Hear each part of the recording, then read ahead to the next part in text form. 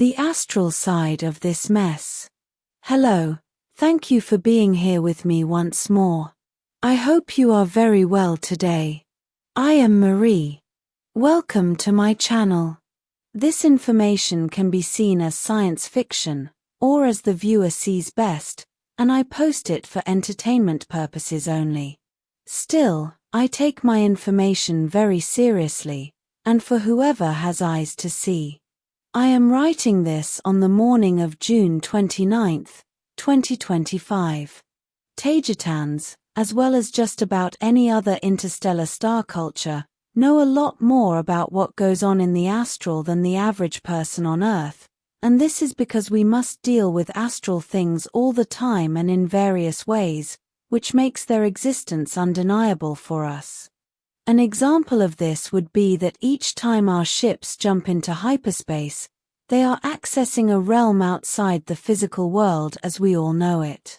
Another example would be our muon, coded gravity transmissions, which also travel through the astral or a space outside the material world and observe and obey different existential laws or rules. Although these are technological examples of the astral, and are pieces of technology way above what the commoner can access on the surface of Earth, we also accept the existence of the astral because of cultural reasons, which are fed by personal experiences, like remembering past lives, which for us proves reincarnation, or having out-of-body experiences. Unlike on Earth, in our cultures, all that is accepted and not ridiculed and minimized in favor of a highly reductionist and secret society with agendas, controlled science. All this means we know a lot more about the astral than what is known on Earth, but this extra knowledge about it also teaches us that we know only from our perspective, and that we know very little about it as a whole. This teaches us to be humble and not assume that we know everything.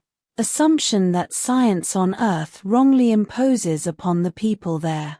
What we do know is that in the end, everything is astral, as there is no material world, being that it is nothing more than yet another realm of many in a huge existential salad, where the end of one realm and the beginning of another is defined only by the limits of the consciousness awareness of the beings and creatures who are manifesting it for themselves, and which have a strong connection to Source itself. This means that existence is only an idea in the greater conscious mind of Source, and in a space beyond duality, where that concept spawns only from the ideas coming from all the creatures with a soul, and which are Source's holographic fragments. All this means that the astral and its realms are nothing other than mental constructs based on ideas, and one or more creatures may more or less have the same concepts in mind to be able to share a comparable experience, and as a result of this, a so-called existential realm is born. All by perception agreements, and not by any other thing. Everything is mind and the result of consciousness, and the world of the living, the material realm, is nothing more than a compelling false impression based on the illusion of the hardness of matter and the also deceptive linearity of time. All this means to me that the description of the astral or of anything that may have to do with it is unique to that person, or group of like-minded individuals, and may or may not change when seen and explained by someone else. No two people will ever describe their experience and their knowledge about the astral in the same way, yet there are some, if not many, common things to most astral experiences. After this long introduction, I will proceed with what brings us here today. The events and the star races participating in them, which I have described in my space news videos and everywhere else, are what I have lived and I am living day to day, and are as perceived from the material side of things, with little mention to the astral side, except when I am openly talking about that subject. What I am saying is that all that I have described that is happening comes from the extraterrestrial beings, cultures, and races who are on the side of the living, and by that I mean those who are in the same existential realm as you are in, you who are listening to me. But we know that there are far more extraterrestrial people, beings, and cultures in the astral, and we can hardly access them from our material realms, or with a lot of difficulty, just like you can't, because we are the same species. As I explained when I discussed lower astral creatures that exploit humanity from the other side, creating events that often hurt people just to manipulate and benefit from their suffering and the lower vibration manifestations that result from it. There are more creatures which are so advanced that they have entire cultures and civilizations, and they are all astral. The vast majority of all extraterrestrial races and cultures are indeed in the astral from our point of view, as from theirs, they are also having a material experience, even when their laws there may not be the same ones as the ones we have here. For them, it is we who are living and existing in their astral realms. Even when we are all separated in our different realms, this is illusory, because from above, we are not. We all belong to a greater unity where events in one realm influence all the others, forming a single large entity. In this unity, all events have logical explanations that result from the combined occurrences across all realms. This grand process is orchestrated so that, from an even higher realm, all these events are contained within its bounds and happening within it.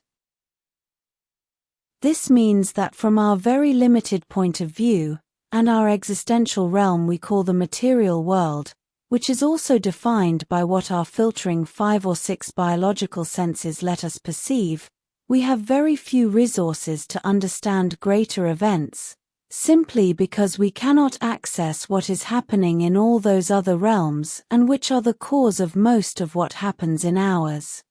All we can do is behave like primitive monkeys here, pretending we know one thing from another while we try to do as best we can with our puny existence. I know that the realization of all this is quite humbling, but it is also liberating.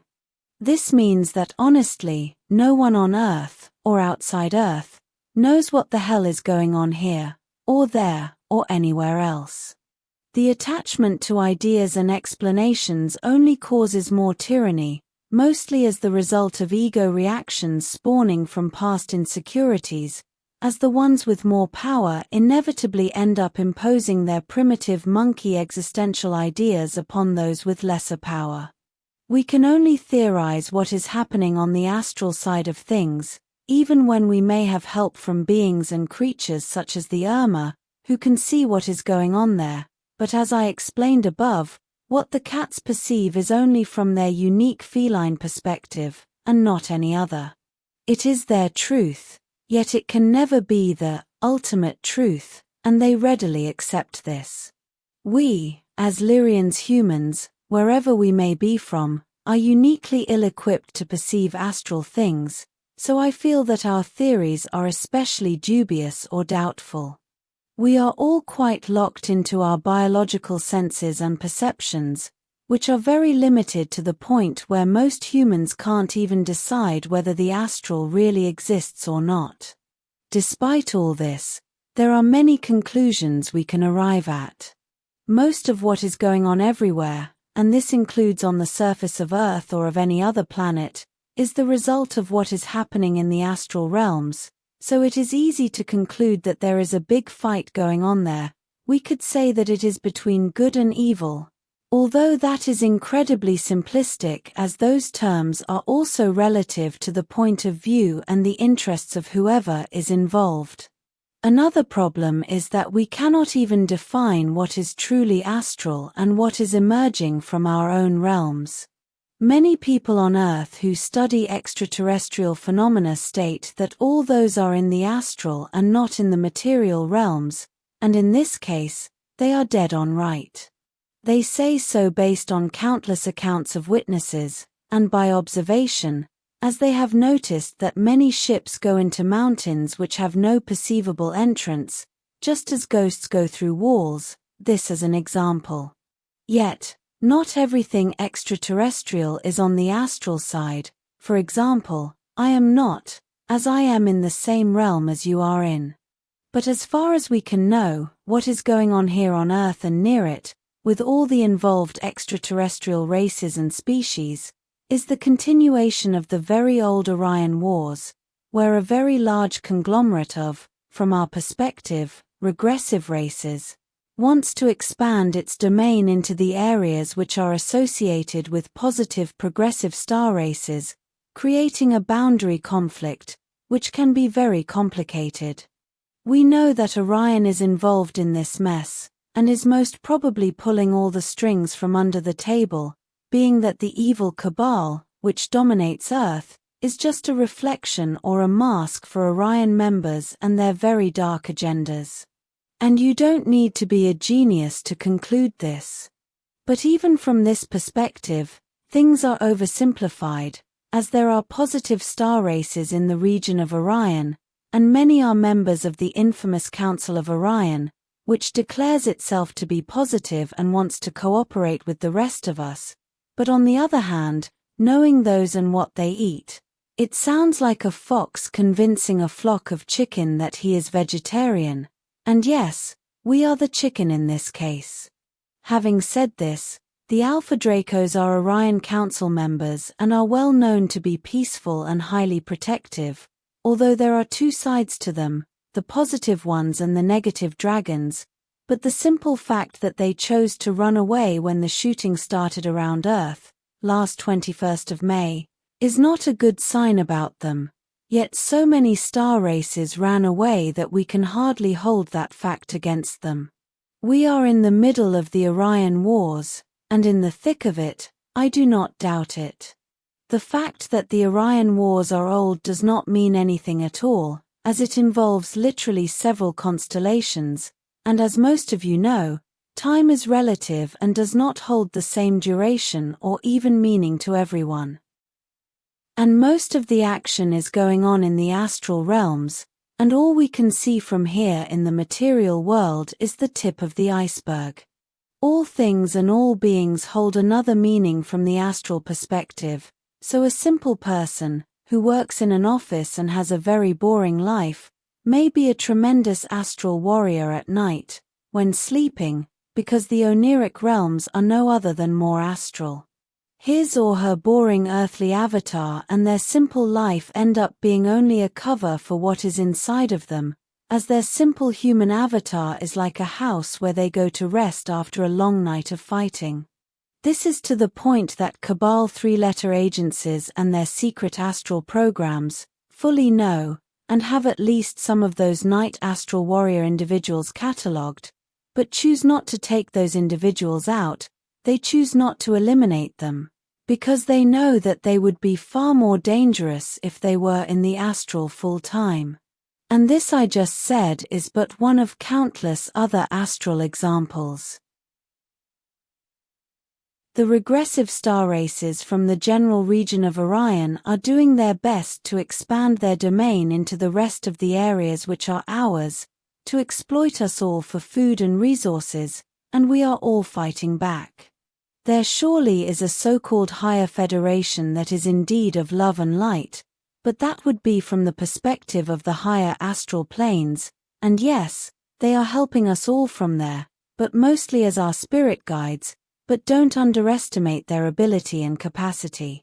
It is widely known that many beings who dwelled in those higher Federation realms chose to incarnate here, in what we call the material world, to be of service and to fight from a more hands-on perspective, for lack of better words. And adding to all this mess, we still have to deal with another perspective, which complicates things even more, and it is the fact that people and beings in the so-called material side of things also manifest a wide collection of fear-generated egregores and tulpas, like demons and dark entities, which also end up affecting us all. All the regressive species of Orion and elsewhere that are giving us so many problems very well could be just an egregore manifestation spawned from our darkest primordial fears, and nothing more. And I say this because they all have the exact telltale clues and specifications that indicate precisely that, being that we could easily call them all demons, removing all religious connotations, of course. But we can only speculate and make educated guesses about their motivations, of the good ones and of the bad ones, because in the end, and as I said above, the very truth about all this is that we do not have the fuggiest idea about what the hell is going on. We only do what we feel is best, to the limits of our abilities, while we self-deny the fact that we do not know, simply because that sad verity hurts our fragile egos, but it is the hard truth. This will be all for today. As always, thank you for watching my video, and for liking, sharing, and subscribing for more. It helps this channel grow a lot. And I hope to see you here next time.